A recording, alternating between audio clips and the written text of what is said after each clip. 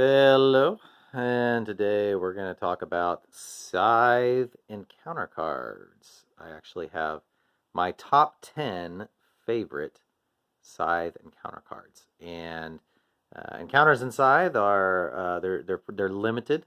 They are there's probably about 12, roughly 12 to 14 of them on the board when you play a game, and they can give you lots of stuff.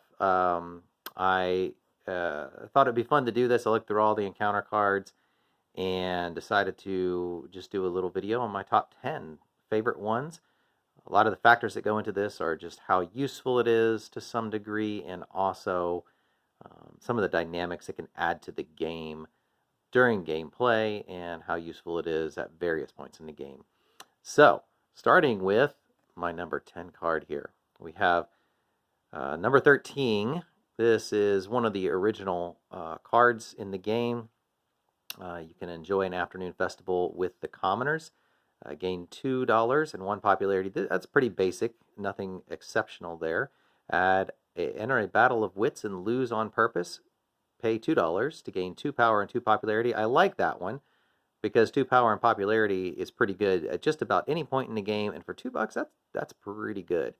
Drink too much and raid the storehouse. Pay 3 popularity, that's pretty big, to gain any 5 resources. That's pretty expensive, but 5 resources, beginning of the game or middle of the game, is typically pretty good. You might not want to do that late game, but the second one here is a good late game. I think this is maybe the best card of the original cards that come with the game. It's the only one I have in my top 10, but I thought it was pretty good. So that's my number 10. Number 9 is 52. Collect your quota until your next turn when opponents pay resources to take bottom row actions. Oops, sorry about the camera there. Let's see if we can get that to focus. Bottom row, come on. Oh well, hopefully it'll go back into focus here in a second. Bottom row actions, they must place those resources on your character's territory. That's pretty good. You have to pay attention to what your opponents are doing and if they are taking bottom row actions on this turn. If you can go on a turn with a 4 to 5 player game and they're all taking bottom row actions, that's a great turn. So, let's see. I really apologize for the camera going in and out. This is my first video. So, I am working on getting this to work right. All right, confront the approaching mech to save the farmers. Pay 7 power. That's a lot of power. And you may use combat cards to gain 4 popularity and 2 food. Now, since you can use the combat cards, if you have combat cards, that is a great one to get 4 popularity and 2 food. That's a really good deal. Or you can incite the farmers to fight the mech with their scythes and pay 3 popularity to gain 1 mech. Not as good. 3 popularity is kind of expensive for a mech, depending on your faction board and all that. But I really like the first 2 on this one. So this is my number 9, especially that pay 7 power. If you got enough combat cards, 4 popularity is pretty good to get at some point during the game. Number 8.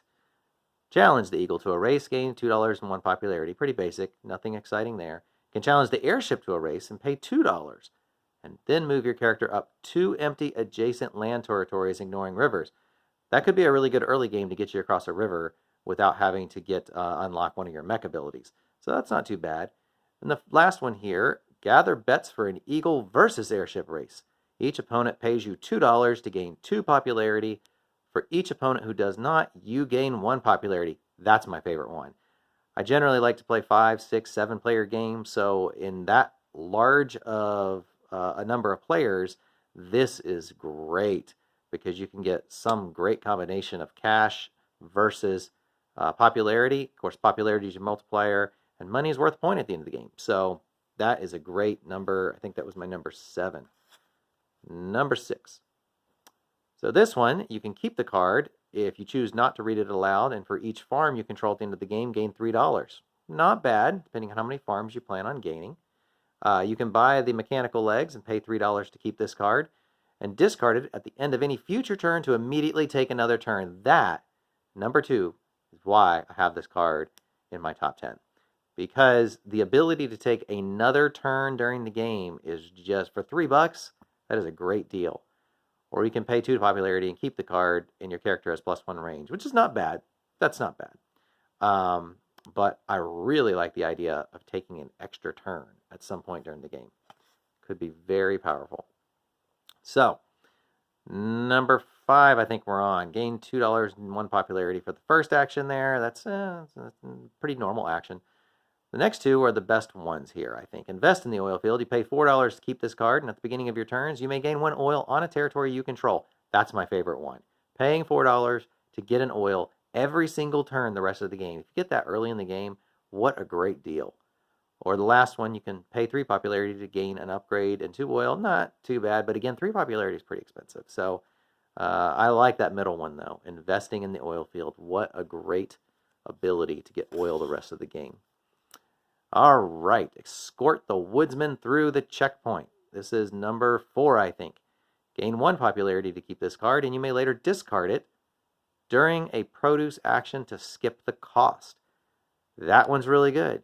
Getting a free, for 1 popularity, actually you gain a popularity, and then being able to skip the produce cost 1 time, usually later in the game when your production workers are out, you have more of your workers out, and it's going to cost you more. That's a good time for this. The second one's not bad. Invest in the fledgling brigade. You can pay $1, $2, or $3 to gain 2, 4, or 6 power. That could be really good. Could get you up to 18. $3 to get that last 6 power and get your star for that. That would not be bad at certain points in the game. Or you can endure the soldiers' complaints about the infrastructure and pay 2 popularity to keep this card. And if you get a factory card later, you may discard this card to gain 5 popularity. And that's not bad. You have to pay 2 popularity, but you could get 5 later, which could net you 3 total, and that's not too bad. So I like all 3 of these options, depending on what part of the game you're in and what you're trying to do. So that's a pretty good one. All right, I think this is number 3. Let's see if we can get this thing to focus. Help the soldiers by looking after their pet. Gain $3 or skip your next turn to gain 9 now. That's an interesting one. I don't like skipping a turn. I think that could be detrimental. But $9, not terrible. Procure invaluable intel from a loose-lipped pilot and pay $5 to an opponent, and you gain their faction ability for the rest of the game in addition to yours. That's why this card is in my number 3 spot. Because paying $5, that seems like a lot, but man, to get a faction ability, which is like a rule-breaking ability for the rest of the game, that could be pretty significant toward your endgame strategy. Or you could stow a board to spy on the enemies and pay 1 popularity to look at all opponents' objective cards and gain 1 of them. That's unique. I like the uniqueness of it. If you have the faction that allows you to gain or get as many objectives, stars for objectives as you want, that could be helpful, or maybe your objectives are out of reach. But I really like that middle ability in getting another faction. Let's see, is this number 2? I think this is my number 2. Yeah, nope. This is my number 3. I think I got to order it at some point. So number 3, sign an official act of war. Each player may pay 2 popularity to deploy 1 mech to their home base. You do this for free. Not bad. Getting to deploy a mech to your home base, you get a free mech.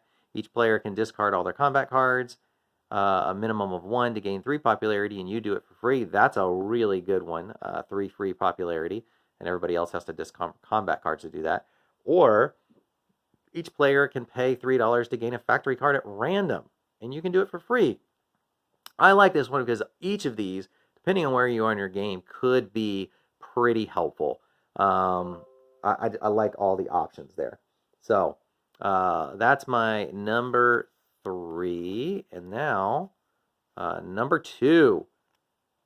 Gain 2 food and 1 popularity for the first one. Discussing the blueprints. That's pretty average. No biggie. You can use your technology to assist with the roadside construction and pay 3 power to build 1 structure. You may build it on any territory you occupy. I like that. 3 power to build 1 structure on any territory you occupy. I really like that because you don't have to limit your territories to workers. Gives you a little bit more option to get that worker bonus. Number 3, you can keep this card as a new section of your player map. The first option is top row action, and the second option is the bottom row action. That is incredible, and that's why this is number 2. Because claiming this land as your own basically gives you a factory card that has a gain 2 food and 1 popularity. That's a great top row action. It's almost like 2 top row actions combined into 1. It's like a kind of like a trade action, but you get to do both things, or maybe it's like a bolster slash produce action, kind of depending on what your board's doing, but it's really great. And then having that ability on the bottom to pay 3 power and build a structure on any territory you buy, just it turns your power into a great resource that you can use for more than just combat. So number 2 card, very good. I love it. Number 1 card, this is the card I think is the best card you can get, encounter card you could draw in the game. You could join the festivities, gain 3 popularity, and choose an opponent to gain 1 popularity. So that's a good top road. Gaining 3 popularity without having to pay anything is not bad. Very helpful. Number 2, you can commission a statue to commemorate your greatness and pay $4 to build 1 monument and gain 1 popularity, and each opponent loses 1 popularity. I really like that. That's a 2 popularity swing against every opponent, plus you get a monument, and you're only out $4. Not bad. That is, I probably would take that one fairly often. And the last one is also very good. Forcing the locals to attract a bigger audience, pay 2 popularity to draw 2 encounter cards. Use and discard 1 of them at the beginning of your next 2 turns. I really like that one too. And that's why this is number 1, because it has 2 of them that are really good with a top row action, or top option here, that at worst case scenario, it's the last encounter of the game on maybe the last turn, then you just take a 3 popularity, and that's fine. It's never going to hurt you.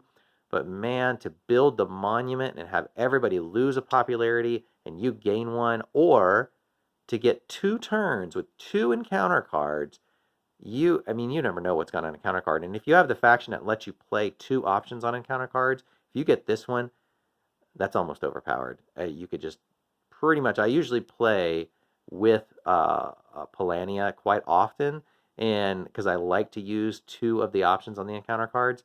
And if you get this one and you got to pay 2 popularity to draw those 2 encounter cards, wow. You'll get those 2 popularity back, or you could get them back most often taking the top row actions on the next 2 cards if you wanted to. But wow, if you got any of these other top 10s with those 2 cards, or better yet, if you got, more, all 3 of them, or some of these top 10s, I think you'd be real good shape. So those are my top 10 encounter cards from Scythe.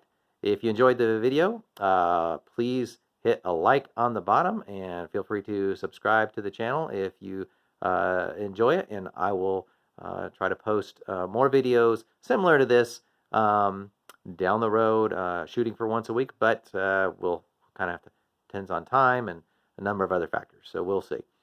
Have a great day.